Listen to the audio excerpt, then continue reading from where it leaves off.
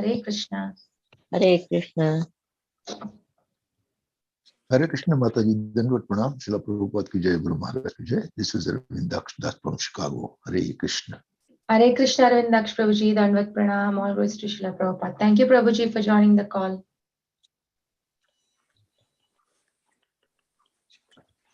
Hare Krishna, Padmasaki Mataji, Dandavat Pranam, all glories to Srila Prabhupada. This is Vinita Gandharvika Devidasi from Texas. Hare Krishna. Hare Krishna, Vinita Gandharvika Mataji, Dandavat Pranam, all glories to Srila Prabhupada. Thank you so much for joining the call. Very beautiful chanting. Hare Krishna, Padmasaki Mataji, all glories to Prabhupada and Guru Maharaj is my humble obeisances to you and all the devotees. This is Krishna Kumari Devidasi from Ram. Hare Krishna, Krishna Kumari Mataji, Dandavat Pranam, all glories to Srila Prabhupada. Thank you, Mataji, for joining the call. Hare Krishna.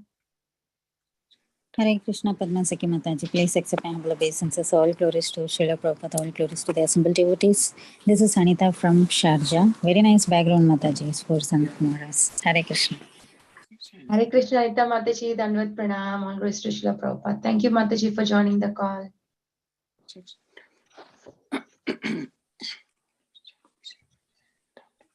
Hare Krishna, Padmasaki Mataji. Please accept my humble obeisances. All glories to Srila Prabhupada and Shri Guru and Shri Garanga, and to all the assembled devotees. This is Megha from Naperville. Hare Krishna. Hare Krishna, Megha Mataji, Dandavat Pranam, all glories to Srila Prabhupada. Thank you, Mataji, for joining the call. Hare Krishna Mataji, Dandavat Pranam. Please accept my humble obeisances. All glories to Srila Prabhupada and Shri Guru and Gauranga. All glories to the assembled devotees. Yashamati from Chicago.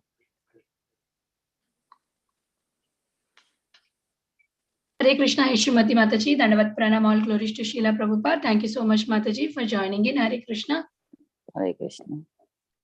Hare Krishna Mataji, please accept my humble obeisances. All glories to Srila Prabhupada, all glories to Guru Maharaj, all glories to the assembled devotees. This is Aditi Devi Dasi from Edmonton, Canada. Hare Krishna. Hare Krishna, Aditi Mataji, Dandavat Pranam, all glories to Srila Prabhupada. Thank you so much, Mataji, for joining and giving your sweet association. Hare Bol, and all glories to your service, Mataji. Yeah, Padmasaki Mataji is here. Hare Krishna Mataji, Dandavat Pranam. All glories to Prabhupada, all glories to Guru Maharaj, all glories to assembled devotees. This is Mohini Lakshmi from Detroit. Hare Krishna. Vinita Gandharvika Mataji. Go ahead, Mataji, please go ahead. No, yeah, suddenly I don't know what happened. I just got locked out. Hare Krishna, is there anybody else who would like to introduce themselves?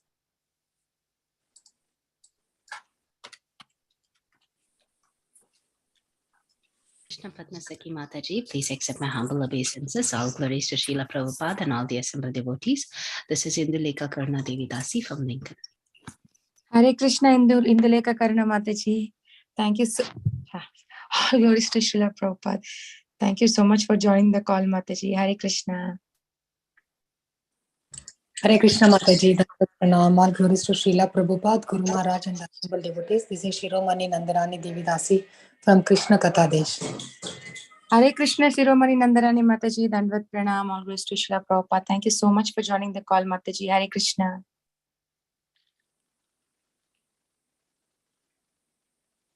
Is there anybody else? Hare Krishna Padmasaki Mataji, Dandavat Pranam to you and all Vaishnavas. Srila Prabhupada, Srila Gurudev Ki Jai, Vrinda. Hare Krishna, Vrinda Gopika Mataji, Dandavat Pranam, all glories to Srila Prabhupada. Thank you so much for joining the call, Mataji. Hare Krishna.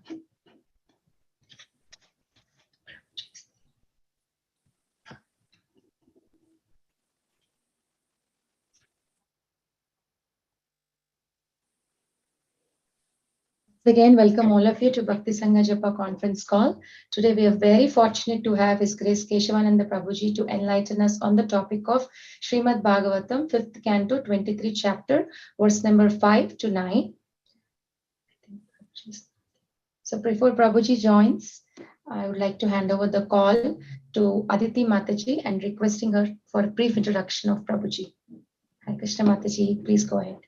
Hare Krishna Padma Sakhi Mataji. Please accept my humble obeisances. This is a brief introduction for His Grace Keshavananda Prabhu. His Grace Keshavananda Prabhu was a professional doctor prior to becoming a full-time practicing monk. For the past 20 years, he has conducted extensive research and authored books in the field of science and spirituality. He feels the rift between science and spirituality must disappear to bring peace in the world. Keshavananda Prabhu has studied Vedic and Western philosophy. Besides learning Sanskrit, he also learned Bengali, Gujarati, Marathi, and Kannada to know about other traditions. His persistent endeavor in the field of science and spirituality has enabled him to come up with seminars on diverse topics like science and Vedas, mind and machines, science fails to explain life, Krishna consciousness, and beyond, etc., that he has presented in various colleges in India, Europe, and America. Under the guidance of his spiritual master, His Holiness Bhakti Vikas Swami, he has also started a Gurukul, a traditional system of Vedic education in Punjab, India, where children learn the ancient Vedic culture and values. He has also started a farm community and follows a traditional way of living with mud huts and thatched roofs and cows and, of course, farming. The community will set a model for the world to show how to live a life based on the principle of simple living, high thinking. Over to you, Mataji. Thank you. Hare Krishna. Thank you, Aditi Mataji, for that introduction. Mataji, I think Prabhuji is not there on the call yet. So what? Vinita Gandharika Mataji and Induleka Mataji, what do you think we have to do now? Pause the recording here, Mataji, because Prabhuji again asking to read once he comes back. Last time we have to read a couple of. Yeah, Mataji. He's on. Prabhuji said, okay, Mataji. Okay. Hare Krishna Keshavananda Prabhuji, Danvat Pranam, all grace to Shri. Hare Krishna Keshavananda Prabhuji, Danvat Pranam, all grace to Srila Prabhupada. Thank you so much for giving your valuable time and association to all of us this morning and enlightening us on the topic of Srimad Bhagavatam. Before Prabhuji starts, I would like to request Induleka Karuna Mataji to please read the verse.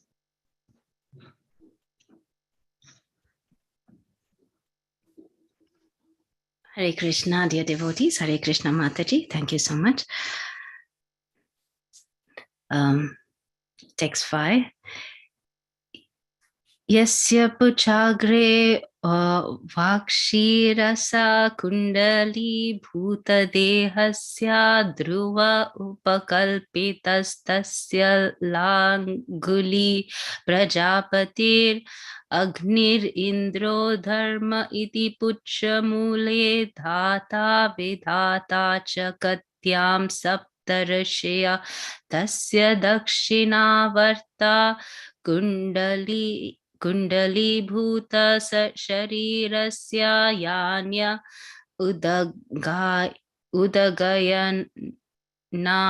dakshina parshvaye tu nakshatra anye upakalpyanti dakshinayani yanani tu savye yatha shishumarasya kundala bhoja bhoga sanniveshaya parshvayor ubhayor apya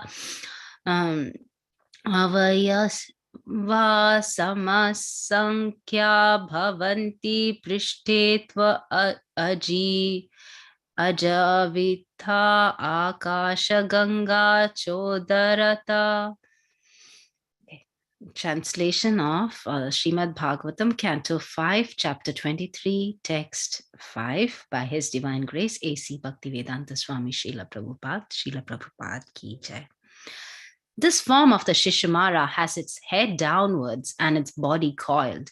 On the end of its tail is the planet of Dhruva. On the body of its tail are the planets of the demigods Prajapati, Agni, Indra, and Dharma. And at the base of its tail are the planets of the demigods, Dhata and Vidhata. Where the hips might be on the Shishumara are the 7 saintly sages like Vasishta and Angira. The coiled body of the Shishumara chakra turns towards its right side, on which the 14 constellations from Abhijit to Punarvasu are located. On its left side are 14 stars from Pushya to Uttarashada. Thus, its body is balanced because its sides are occupied by an equal number of stars. On the back of the Shishumara is the group of stars known as Ajaviti, and on its abdomen is the Ganges that flows in the sky, the Milky Way. Text 6. I hope it's okay if I just read the translation. Yes, Mataji, please. On the right and left sides of where the loins might be on the Shishumara chakra are the stars named Punarvasu and Pushya. Ardra and Ashlesha are on its right and left feet. Abhijit and Uttarashada are on its right and left nostril. Shravana and Purvashada are its right and left eyes. And Dhanishta and Mula are on its right and left ears. The 8 stars from Magha to Anuradha, which marks the southern coast, are on its ribs of the left of its body. And the 8 stars from Mrigashirsha to Purvabhadra, which marks the northern coast, are on the ribs on the right side. Shatabhisha and Jeshta are on the right and left shoulders. On the upper, text 7, on the upper chin of the Shishumara is Agasti, on its lower chin Yamaraja, on its mouth Mars, on its genitals Saturn, on the back of its neck Jupiter, on its chest the sun, and within the core of its heart Narayana. Within its mind is the moon, on its navel Venus, and on its breast the Ashwini Kumaras. Within its life air, which is known as Pranapana, is Mercury. On its neck is Rahu. All over its body are comets, and in its pores are the numerous stars. Text 8.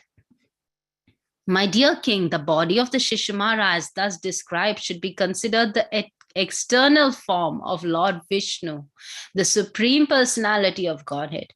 Morning, noon, and evening, one should silently observe the form of the Lord as the Shishumara Chakra and worship him with this mantra. O Lord, who have assumed the form of time, O resting place of all the planets moving in different orbits, O master of all demigods, O Supreme Person, I offer my respectful obeisances unto you and meditate upon you. Text 9. Griharka shatarama yam adhidaivikam papa paham mantra kritam trikalam namasyata smarato va trikalam nashyeta tatkalajam ashu papam. Translation and purport by His Divine Grace A.C. Bhaktivedanta Swami Srila Prabhupada. Srila Prabhupada ki jai. The body of the Supreme Lord Vishnu, which forms the Shishumara Chakra, is the resting place of all the demigods and all the stars and planets. One who chants this mantra to worship that Supreme Person 3 times a day, morning, noon, and evening, will surely be freed from all sinful reactions. If one simply offers his obeisances to this form or remembers this form 3 times a day, all his recent sinful activities will be destroyed. Purport. Summarizing the entire description of the planetary systems of the universe, Srila Vishwanath Chakravarti Thakur says that one who is able to meditate upon this arrangement as the Virat Rupa or Vishwarupa, the external body of the Supreme Personality of Godhead, and worship him 3 times a day by meditation, will always be free from all sinful reactions. Vishwanath Chakravarti Thakur estimates that Dhruvaloka, the pole star, is 3,800,000 yojanas above the sun. Above Dhruvaloka by 10 million yojanas is Maharloka. Above Maharloka by 20 million yojanas is Janaloka. Above Janaloka by 80 million yojanas is Tapoloka. And above Tapoloka by 120 million yojanas is Satyaloka. Thus, the distance from the sun to Satyaloka is 233,800,000 yojanas, or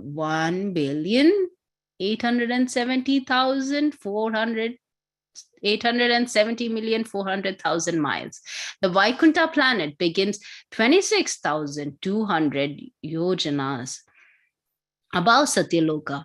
Thus, the Vishnu Purana describes that the covering of the universe is 260 million yojanas away from the sun. The distance from the sun to the earth is 100,000 yojanas. And below the earth by 70,000 yojanas are the 7 lower planetary systems called Atala, Vitala, Sutala, Talatala, Mahatala, Rasatala, and Patala. Below these lower planets by 30,000 yojanas, Sheshanag is lying on the Garbhodaka ocean. That ocean is 249,800,000 yojanas deep. Thus, the total diameter of the universe is approximately 500 million yojanas, or 4 billion yojanas. Thus ends the Bhaktivedanta purports to the 5th canto, 23rd chapter of the Srimad Bhagavatam, entitled the Shishumara Planetary Systems. Hare Krishna.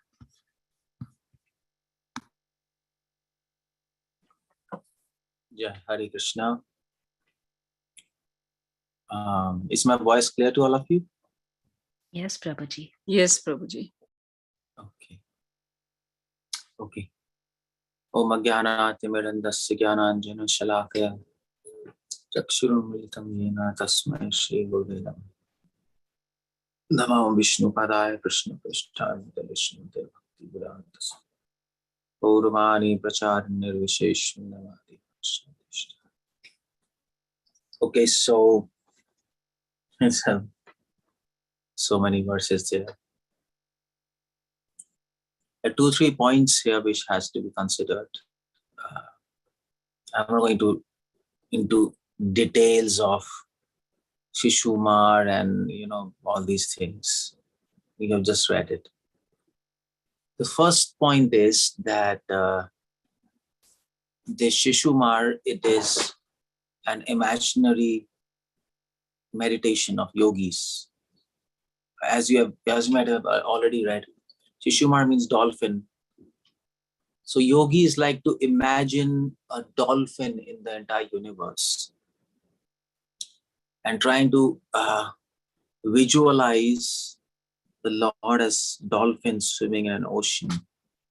And on the dolphin, then there are so many various parts of dolphins represents various parts of the universe. It's almost just like it's almost just like zodiac signs. We have the great bear, the minor bear, and all these things. So Rishis, they imagine zodiacs, the structure of the zodiac signs with structure of an animal or something. The idea is, Srila Prabhupada says that Rishis like to meditate on this imaginary form. It's imaginary. They're imagining this. But nevertheless, it's useful. It is not just a simple childish imagination. There are some scientific reasons why Rishis are imagining like this, and there are some logical reasons behind it. For example, we were just listening.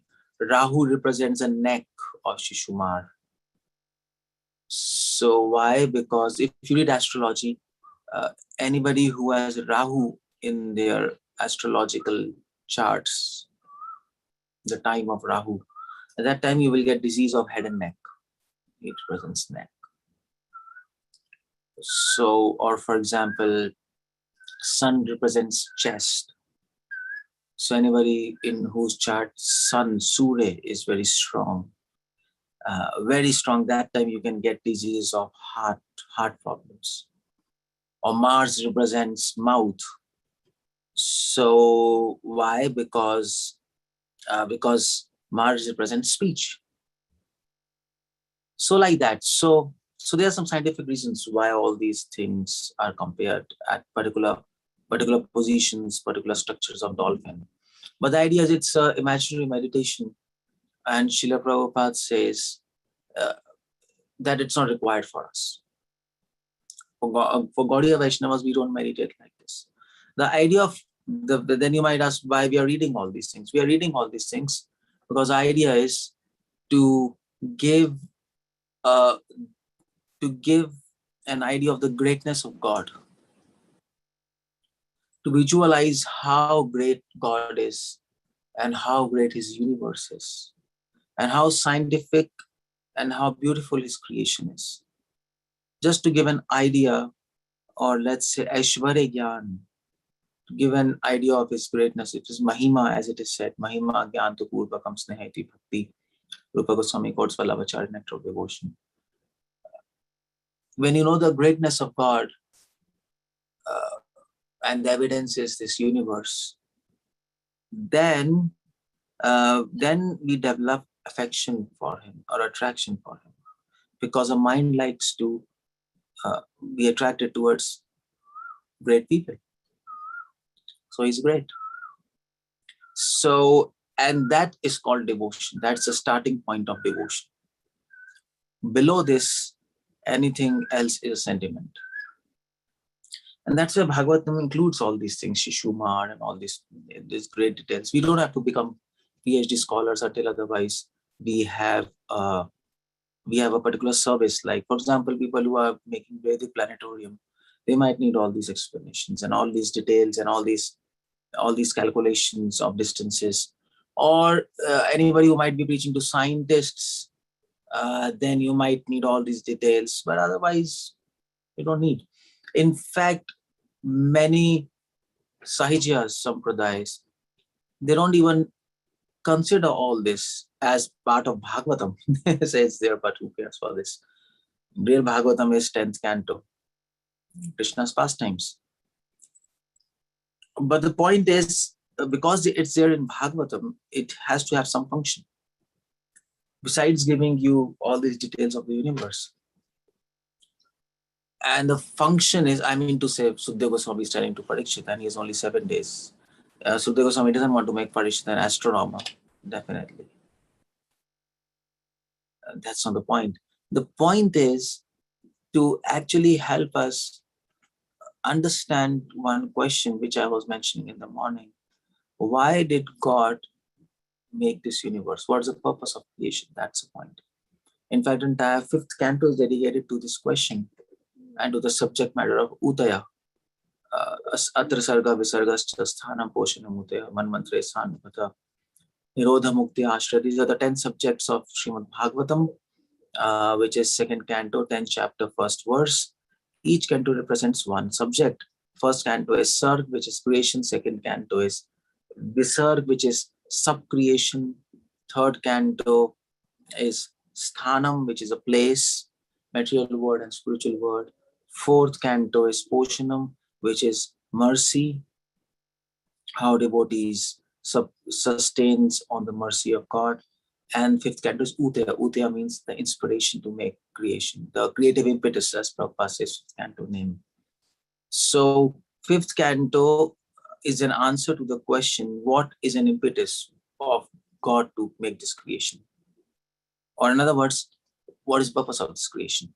So to know this, you should know what's creation.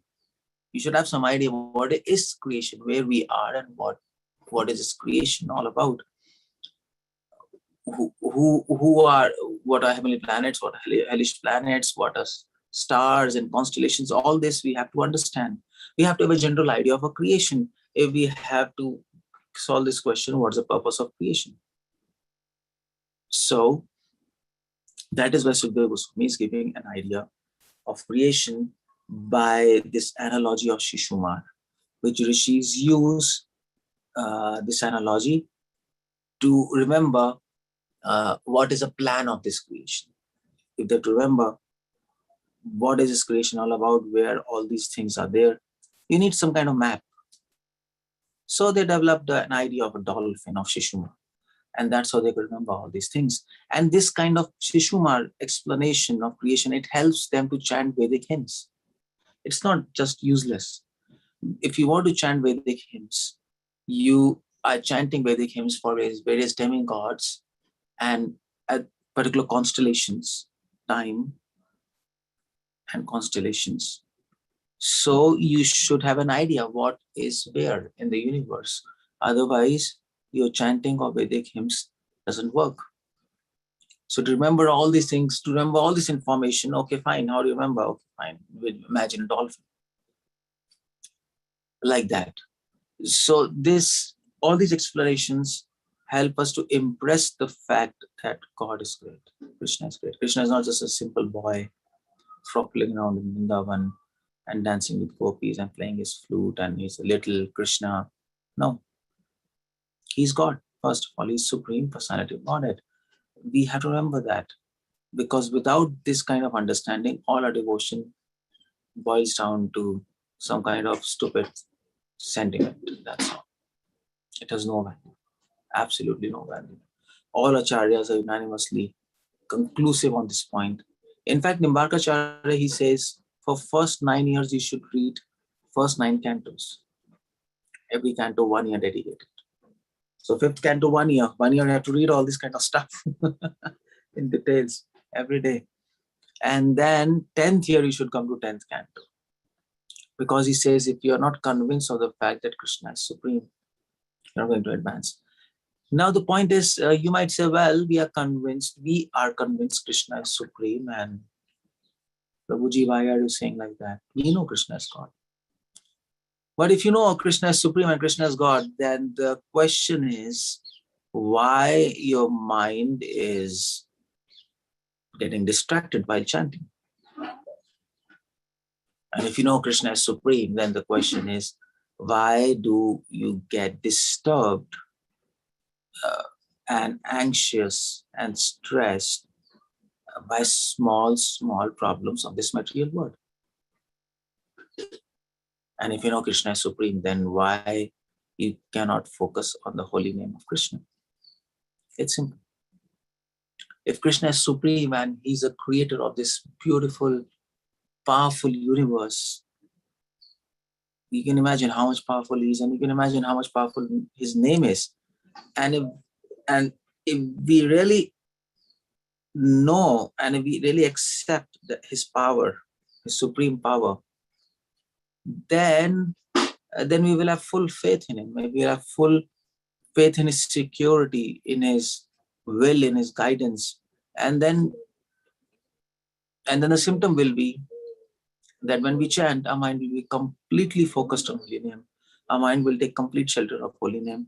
We will have no anxieties and no sorrows when we chant.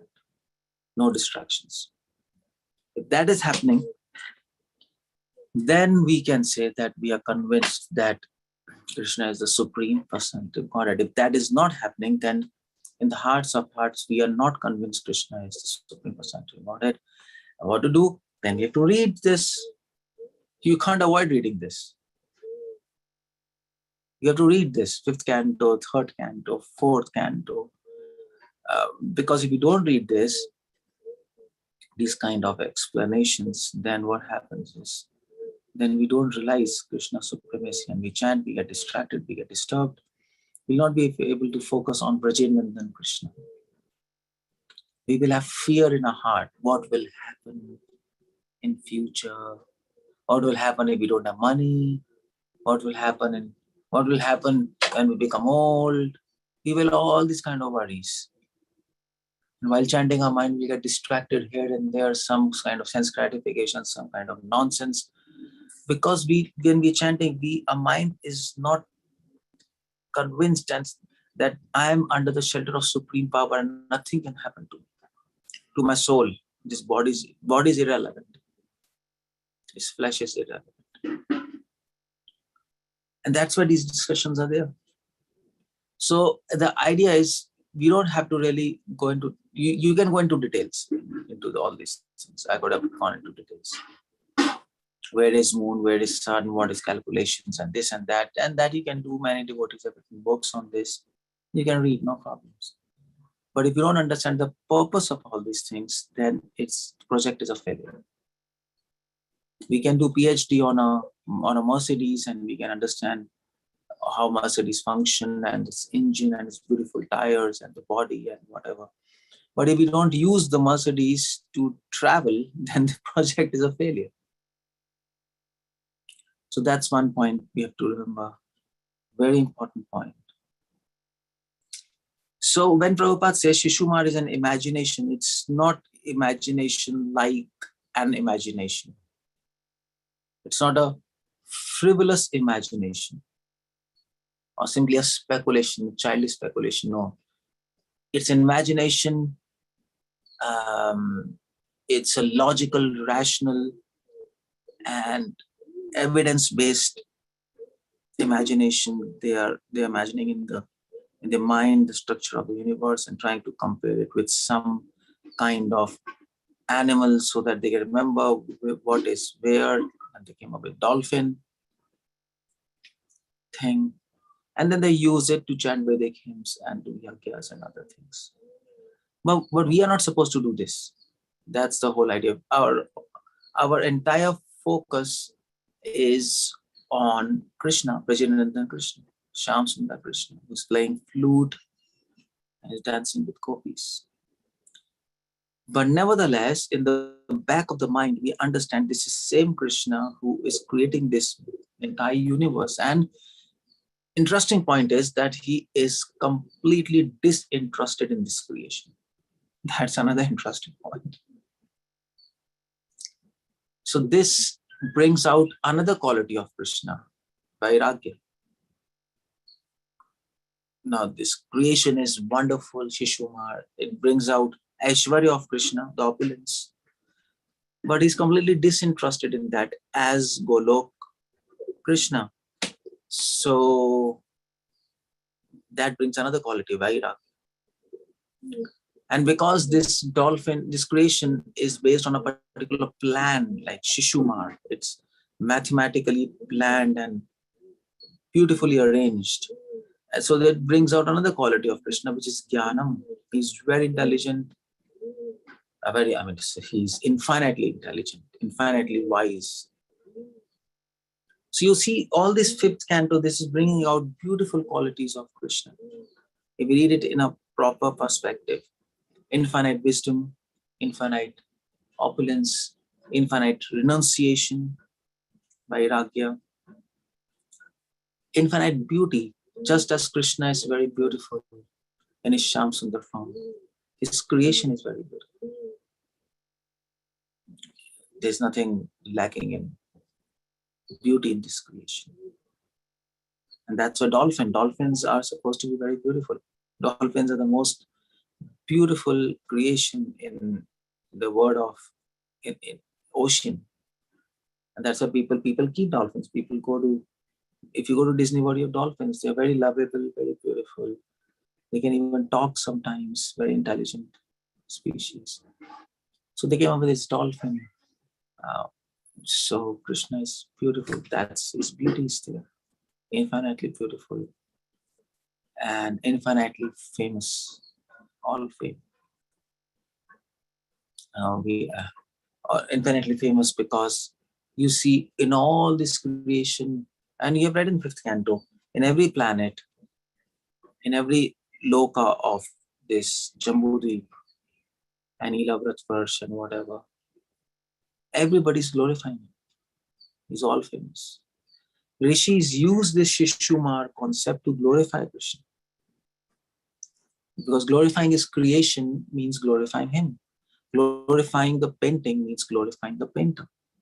Trying to understand the painting is to actually please the painter, because the painter took a lot of pains to do this painting. So if you try to understand the painting, this means the painter will be very happy. They're trying to appreciate my work. So appreciating this universe means appreciating the creator of the universe. So all fame, he's having all fame. And he's having all strength. To make this universe, you need to be a very powerful person. Infinite strength. So you see, just in these chapters, in these verses, if you look from the eyes of devotees, not from simply the eyes of some jnani, if you look from the eyes of jnanis, you will only look universe and you will only look calculations and planets.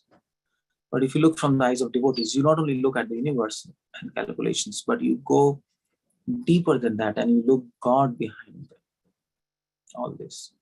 And then if you look much deeper, you come to realize his wonderful qualities. And if you look much deeper, then your mind surrenders to him completely. And then when you chant, your mind is completely focused on his holy name. So just by chanting the holy names, you can come to the conclusion whether you should read Kind of 5 or not. That's the whole point. And if you're distracted, then please read it again and again. We should not think it's boring. To people, many Sahijas, they think it's boring. Fifth canto universe. Let's read Krishna 10th canto. And that's 10th canto is very rasmai, that we know that. But first canto says Pibatam Bhagavatam Rasamalayam. Every canto, every line, every swadu pade pade, every step of Bhagavatam, every word pade pade, every word is full of nectar. So if we just read these verses, we might think, oh my God, it's so boring. But it's not boring. It will appear to us as boring if we don't look at it with a proper perspective. So these fifth canto and third canto, universe structure and all this, it also helps us to understand what is our perception, what is our vision. If our vision is incomplete, we will simply see the universe and we will not see the creator of the universe behind it. We'll not be able to connect it. We'll not be able to appreciate God by reading this. But if our vision is complete, full of love for Krishna, then we'll see Krishna in this also. Here in this explanation. That's why Srila Prabhupada says, oh, Vallabhacharya says, Srishti Madhuram Yashti Madhuram. The creation of God is very sweet. Vallabhacharya says this. Madhuram Madhuram Madhuradipate. Vallabhacharya who is like, Vallabhacharya who is, he is one of the acharyas who is simply interested in Vrindavan pastimes of Krishna, nothing less than that. His whole way of path of, his whole sadhana, his whole path of devotion is called Pushti Marg. But he says, Srishti Madhuram. So we have to check ourselves. If we find this boring and we find Krishna's 10th canto very interesting, we are very far away from real devotion, because then we don't have a proper vision. We don't understand that everything about Krishna himself, and everything related to Krishna, everything is sweet and everything is interesting to a devotee. Just like example is given for a mother, the child is very sweet, but even the child's clothes, even the child's toys, child's activities, everything related to child is very, very sweet to the parents, because they love the child. So because we love Krishna, so everything appears sweet, which is related to him. So reading 5th canto will help us to understand where we are on the chart, on the scale of loving Krishna. If we're really getting bored and if we're really getting involved in the calculations of this 5th canto and all these miles and this is good. If we are only involved in this, and this kind of things doesn't appear sweet to us, and if we don't remember Krishna while reading this, and we don't remember Krishna's qualities, and if our heart doesn't glorify Krishna when we are reading these verses, then we have a problem. We are not on the right track. We are absolutely not on the right track in devotion. So just as Ras Leela is sweet, this is equally sweet. Equally. People can go into ecstasy by reading these verses. It's Seriously, I mean, real devotees go to ecstasy while reading these verses.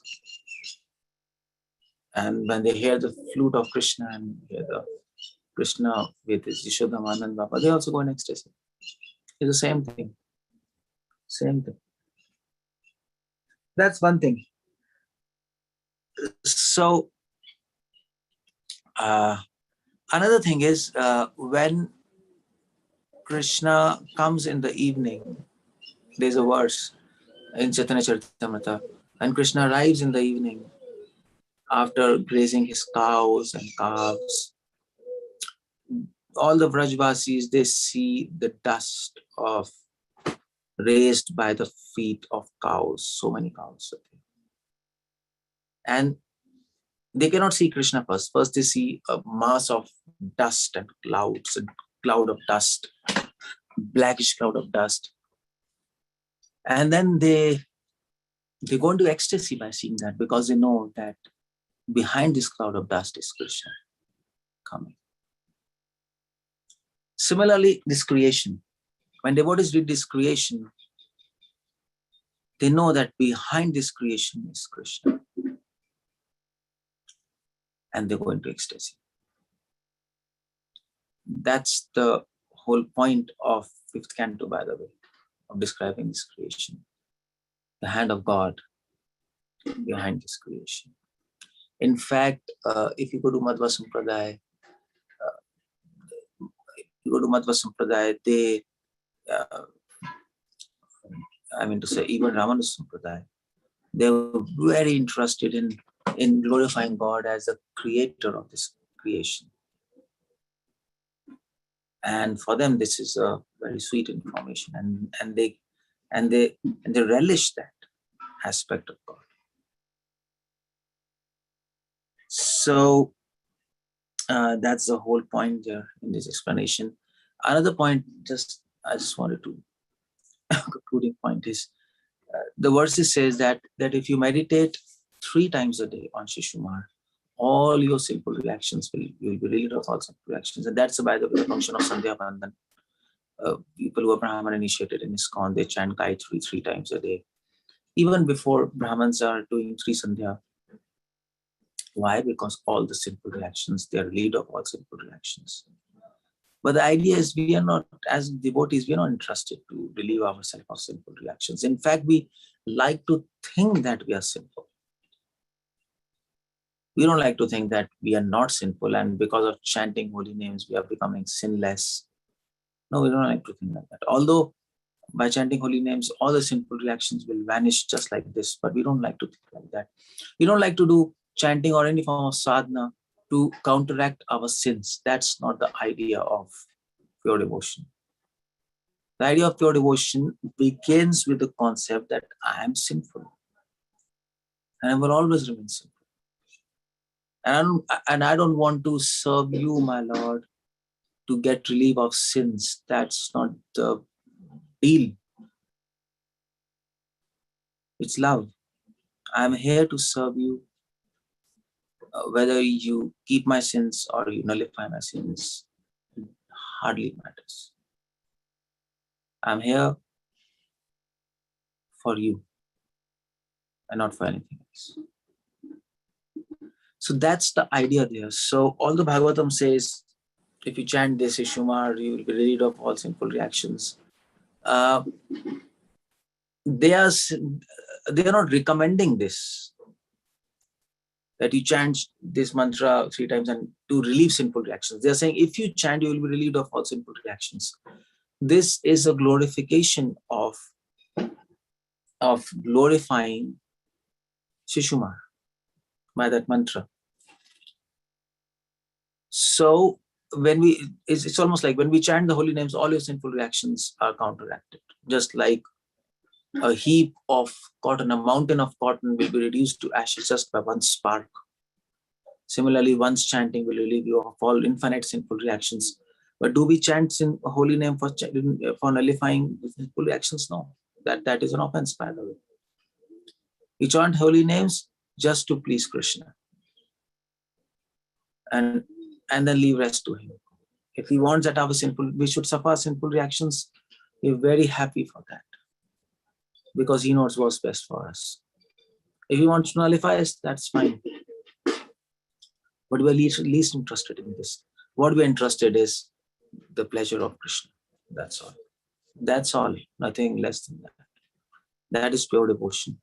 And it should be very clear why we are chanting holy names. We're chanting only to please Krishna, and not to free ourselves of sins. That's not the idea. In fact, a devotee will always be thinking he's sinful. A real devotee always thinks I'm sinful, I'm unfortunate, I'm unfortunate, and I have not received the mercy of Krishna. That's the mood of Gaudiya Vaishnavas. That is called humbleness. No other peaceful nature. So, although Bhagavatam, so then why Bhagavatam is saying Rishis, they chant this Ishumar, when they chant these mantras, all sinful reactions are nullified. Bhagavatam is saying that the nature and the glory of this mantra, which glorifies Krishna, the nature of glorification of Krishna is it will neutralize all sinful reactions. We don't have to worry about that. That is the nature of God and His holy name. So when we hear this, we get attracted to Him. Krishna is so nice. And what we want to do, we want to serve Him. That's the idea. And that is called pure devotion. So these are some few ideas in this 5th canto which we have to understand. The purpose of creation, that's a question. The purpose of creation is that we should realize the greatness of God. Having realized it, we should get attracted to Him and then glorify Him. And this is 5th canto. And the other aspect of 5th canto is right in the first few chapters, the pastime, all this narration of Rishabdev, Jada Bharat. And that impresses us another purpose of creation, that is to develop renunciation. This material world is made so that we develop disinterest in this and not develop interest in this. That's why it is made. It is made to give us a test, to help us know who we are. All these temptations of this material world, Krishna has purposefully put. All these interesting things of this material world is purposefully put. Not because we should enjoy them, because we should know what our heart is. If by seeing this material world, our heart wants to enjoy this, then this means we are still bonded. By seeing this material world, our heart naturally praises God and glorifies Him, then that means we're ready to go to spiritual world. We are free of enjoying tendencies and we are full of serving tendencies. So this material world is, the purpose of creation is to actually give us a test, to let us know where we are in spiritual evolution. Just like a child, sometimes parents give the child some sweets, and on one hand some sweets, on another hand some toys, and on the other hand some books. The child has to choose. And whatever child chooses, parents know, okay, that is his inclination. He likes sweets, okay, he likes reading. So then they promote him like that. So this material world is like that. There's so many things. So whatever you choose, Krishna understands, okay, this is what He wants. And He wants to make us know this is what you want. And if you choose this material world, then you want this material world, you will stay in this material world. But if you see this material world and glorify Him, the Creator, then it means you're choosing Him, and then Krishna takes you back to His spiritual world. So this word is like a test for us to let us know where we are. And that's also one of the purpose of creation, which is right there in the talks of Rishabdev, Jada Bharat, Rahu, and right there in Shishumar. Okay, so that's the point. Hare Krishna, Srila Prabhupada ki jai. I'll end up here. Any questions? Yeah. Hare Krishna, Prabhuji, very nice class, Prabhuji, as usual. Thank you so much for such an enlightening class. The purpose of fifth canto, you were saying, it is about the purpose of creation, which is nothing but we have to know about the greatness of the Lord.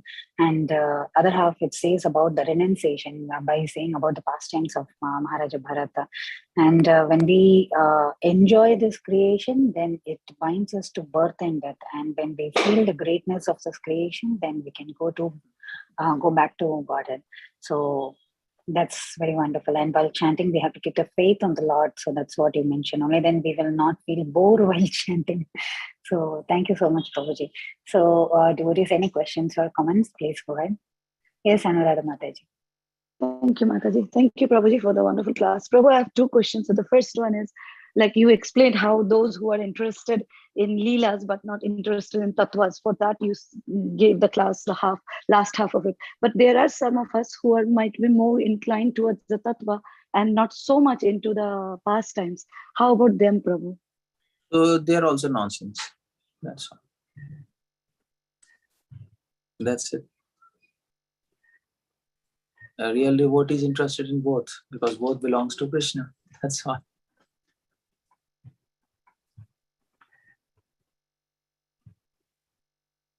Okay, bro, I get it. Okay, then the second thing is you are saying that we are given this material world, and now, however, is our inclination is whether to enjoy or to serve. Accordingly, we will proceed. But as a sadhaka, we realize that we are supposed to serve Krishna, but also because we have been living in this material world and satisfying our senses, we also have the inclination. It's like a pull towards both sides. Even if we understand, we try to enjoy this material, we feel like enjoying this material world, and at the same time we are on the 50% on the journey. That's all. So in that case, if we pray to Krishna that I understand that this inclination is not good, but can you do something to rectify me so that I have a correct desire? Will that work, or it's still like Krishna said, okay, no, your internal desires are something, your prayers doesn't make difference? Yeah, we can pray, but at the same time, we also have to struggle with ourselves. Both things should go on. If we pray, then we have to show to Krishna that what we are praying, we really want it by our actions. So we have to control our actions of enjoyment as far as possible. And then pray. And then prayers will work. Thank you, Prabhu. That makes sense. Very grateful. Thank you, Hare Krishna. Dandavat Pranam. Thank you, Mataji. Chaturbhuj Prabhuji, please go ahead. Hare Krishna, Prabhuji. Dandavat Pranam, Prabhuji. I have two small questions, Prabhuji. Prabhuji, the first question is regarding you mentioned there is a purpose behind this Shishumar, even it is a speculation. Imaginary, it is an imagination. Similarly, Prabhuji, just like in Bhagavatam, Prabhupada mentions that the 6 philosophies of the Rishis like Gautam, they are also speculation. But is it having also some special purpose, those 6 philosophies? Yeah, those 6 philosophies are there to help us realize what is wrong, so that we can appreciate right things. Okay, Prabhuji. Prabhuji, and the second thing is you mentioned that this like our perspective of this material world is to be glorifying the Creator, to glorify Krishna. Simultaneously, Prabhuji, we see the reality of this material world, which is not favorable for devotion. It's not good place for us. So means so this creation is made by this Creator, so we glorify Him, but at the same time we don't want to stay here. Neither He wants to stay. It is made by Him, but He is disinterested, so we are also disinterested. But we take the opportunity to glorify Prabhuji. Is it like that? Although He is disinterested. Yeah, He is disinterested because it's a mess here. Yes. because there's so many sinful people here. But nevertheless, the creation is glorious, but people are nonsense. So that's why we don't want to stay. So we want to go back where people are good. And of course, and that's why Krishna is also disinterested, because people are nonsense here. So he doesn't want to come. He has made a very nice creation, but what to do? People are nonsense here. So that's the whole point. Okay. Thank you so much, Prabhuji. Dandavat Pranam, Prabhuji. Thank you, Prabhuji. Babu Gopal Prabhuji, please go ahead. Hare Krishna, Prabhuji, Dandavat Pranam. Just a comment, one of the morning walk of Srila Prabhupada with the devotees, one devotee was commenting on the sun. The sun just started to rise, was beautiful, and Prabhupada mentioned, well, how beautiful is the artist behind the sun. And then the second thing, the scientists these days, they are commenting, on the laws, like you explained, the laws of the universe. They're examining everything about laws of gravity or whatever laws of the universe, but they are not paying attention on who is the lawmaker. And Prabhupada made that point. Who is the lawmaker is God, right? Yeah. That's all, Prabhu. Okay, that's great.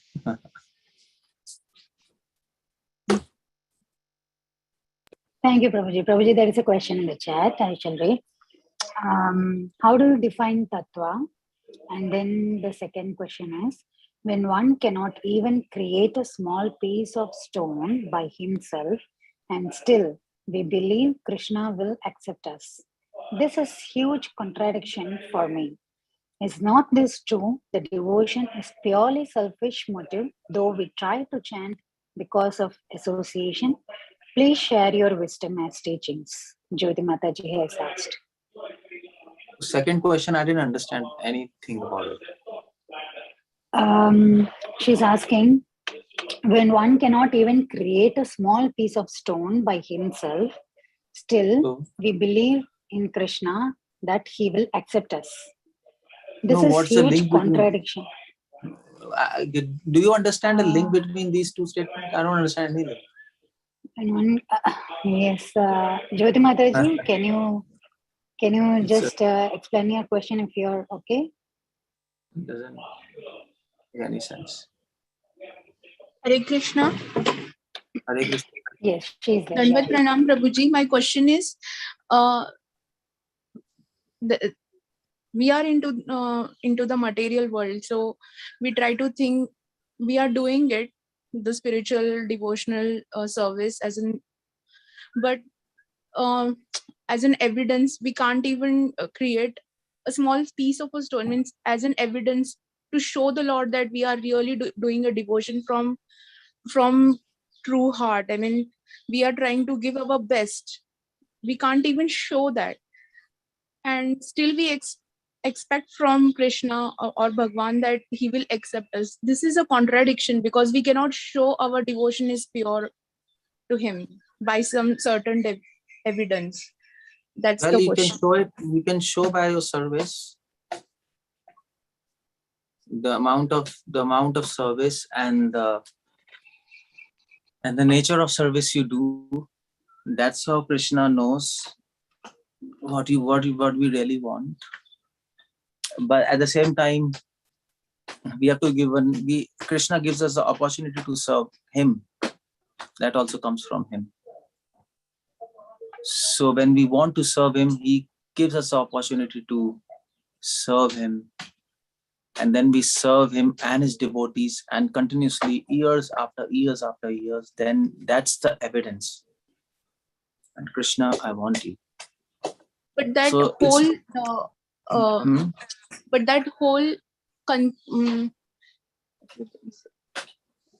whole accountants or the whole is taken into the account in the subtle matter. I mean, it is not in the some physical stuff that we can see that and we can say that, okay, my devotion. No. Physical stuff is not there. You're right. It's that whole thing is taken into account by Krishna himself. Yeah. There's no physical thing you can. I mean to say, you can make temples for Krishna, or you can write books. Prabhupada did that, temples and books, and so many devotees he made. That's one physical evidence, if you can do that. But along with that physical thing goes the intentions of that person and the feelings of that person behind that physical thing. So there is a part of the whole scenario. A part is also physical, because we do something for Krishna. But Prabhupada says your devotion will be judged by how many devotees you made. Krishna Shakti Vina Nahi Tare Prabhatana. So that's a physical evidence. Okay, how many devotees Prabhupada made? Prabhupada made devotees all around the world. So Krishna likes him. Prabhupada made temples all around the world. Krishna likes him. So there's some physical part of it. It's not completely non-physical or conceptual based. There's a physical part. But more is the concept and the intentions and the nature of that devotee and the way he does that service. The attitude that accounts more than the physical part. Like that. Prabhuji, I have one more question. Say one physical stuff is directly proportional to another, then there is a constant, say E is equal to mc square, then there is a constant coming over there. Means every proportionality has a constant. So when we say there is a raise in the population, the soul is not generated, means the soul is the constant. So it transforms from one body to another. So then when the population is increasing, from where the soul is coming? Soul is constant. How many souls are there? Infinite. That constant is E is equal to mc squared. So that C is a constant, isn't it? Yes. So here constant, the value of that C is infinite. Now physics don't accept infinite, because you can't imagine infinite reality. So physicists really fear this infinity, but mathematicians, they have no problem with infinity. So we know there are infinite souls. So constant is infinite. So no matter how many souls will come, it will never end. That is how God is. That's how we understand the reality. Thank you so much. Hare Krishna.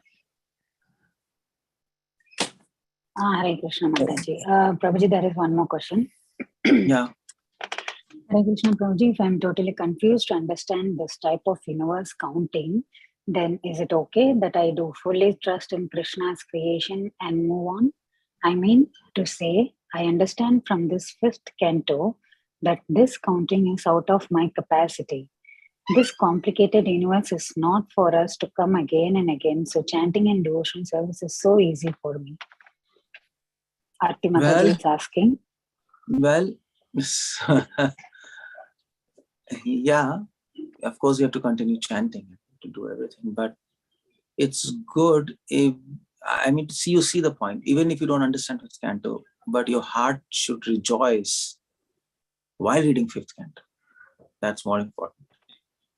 And your heart should glorify Krishna when you're reading 5th canto. You should not get bored in reading. That's the whole idea. Even if you don't understand. And if that's happening, that's okay. But if that's not happening, then there's a lack. And you have to do something. So you have to associate with a devotee who can actually show you in 5th canto the glories of Lord and link it with these glories. And then you will start appreciating all these things. Otherwise you see, it's not the point of reading 5th canto. You're living in 5th canto. You're living in this creation. What they are describing is creation. They are not describing some other planet. They're describing the universe, in the universe which you are staying, and you're seeing this creation. You're seeing night sky, you're seeing sun, moon, you're seeing the earth, you're seeing everything. And if you don't rejoice while reading 5th canto, then you don't rejoice while seeing this material world. And if you don't rejoice while seeing this material world in which we are staying, then we don't remember Krishna. While seeing this material world, then you forget Krishna, then you're in illusion, that's all. Our whole devotion becomes very superficial. Or we cannot go so deep in devotion, because we'll tend to forget him again and again when we see this material world. We have to work in this material world. So it's not the question of reading 5th canto or not, it's a question how will we perceive this material world, and we are staying in this material world. We are not in Vaikuntha. We are not reading 5th canto in Vaikuntha. If we are reading 5th canto in Vaikuntha, then we don't need 5th canto, because we are not there. But we are right here. So by reading this, we know how to see this. And then we'll not forget Krishna. Otherwise, we will remember Krishna while chanting, and then when chanting finishes, we'll forget him altogether. We have to understand like this. Thank you so much, Prabhuji. That is a wonderful answer. Like we are living in 5th canto. That's really very nice point. So thank you. So devotees, if do you have any more questions or comments or realizations? Haribol Mataji. Yes, Mataji, please go ahead. Yeah, I mean, just something that what Prabhuji said. I read this 5th canto maybe 17, 18 years back. And that time I just zoomed into it. I really did not understand. But then after, 10 years or so, again, I started 1st canto again. I read translations with my daughter. I might have read it, a couple of times, but still I did not understand. But I'm reading it now. Simultaneously, I'm reading 1st canto again, a little scrutinizingly. But now I can, little, not a lot. But I can appreciate Krishna's, magnanimity and his intelligence and all. It takes time. In one reading or two readings, I mean, I have made children's books on Srimad Bhagavatam. Still, it did not enter my head. So it did not strike me. But slowly, steadily, it takes time. It does not happen so easily. We cannot relish it, or we cannot see. Now when I walk, when I breathe, yes, Krishna, he's providing me this. When I see something beautiful, but it will be in glimpses again, not like 24/7. Wow. So I mean, I feel since Prabhuji is really very senior, he can do it, and we should not be discouraged. It will happen gradually. I mean, I just wanted to go give hope, that it really does not happen like this. And we are really, dull in this Kali Yuga. But eventually it will come. I really appreciate. And now I am reading 5th canto. First, I was like, oh my God, 5th canto means for me, it was really like Mahaprabhuji said, I was illusion. I used to get bored. But now I was, wow, see the numbers, I cannot handle those numbers. And Krishna is doing it in just he desires it. And everything falls in place. For me to cook one sabji, I cannot desire and the sabji is ready. For him, he just desires and everything starts rotating around its orbit and revolving and whatnot. So he's so amazing. Now I can feel it to some extent, but I cannot remember 24/7. Again, I will go back to work and 5th canto is gone. So hopefully by 10 years more down the line, I can say, a little more. And like Prabhuji, he must have been seeing it really wow, Krishna. So we will take time, but we have to have faith. Prabhuji, I mean, I appreciate the way you have that conviction. I don't have it today, but I can aspire, I can pray that, someday I can see the way you see it. You see it in a real different way. I mean, I see your conviction. Sometimes you come out very harsh to me. I feel, oh, yaar, mera to kuch nahi hoga. But I know you have it. That's why you have the conviction to speak it. No, so who is speaking, by the way? Prabhuji, this is Sundari Gopi. I'm here. Sundari Gopi Mataji. Sundari Gopi, from where? So Prabhuji, I'm from Pittsburgh, Pennsylvania. Okay. Okay. So I mean, I see the conviction. I'm serious, I mean, sometimes I feel, there's no compassion, I feel, but you have it.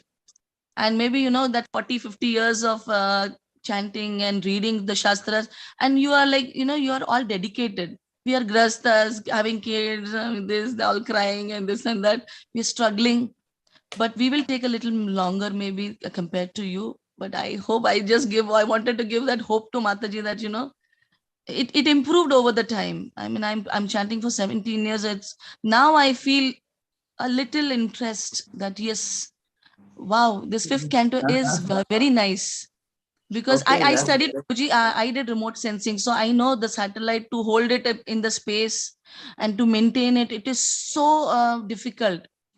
And but now, I mean, the appreciation to Krishna is more.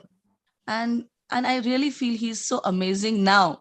When I read it initially, it was like zoom, zoom, zoom, zoom. Okay, let's run through this fifth canto. Kuch nahi samajh mein aa raha hai. So many big numbers. But what you are saying, I hope it comes to us. We need prayers, Prabhuji. You are really doing an amazing job to, put in that faith in us that this should happen. Yes.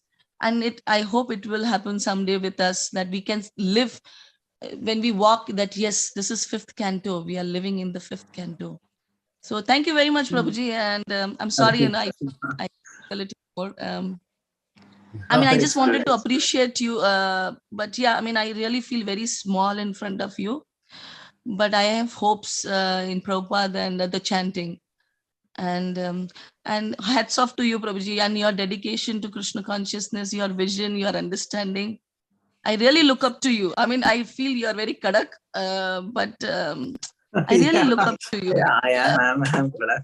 Well, anyway, I mean to say, well, let's see who goes back to Godhead. You might go before us, nobody knows Krishna and nobody knows. That we don't. But again, because we are millions of lifetime, one lifetime here and there will not make any difference.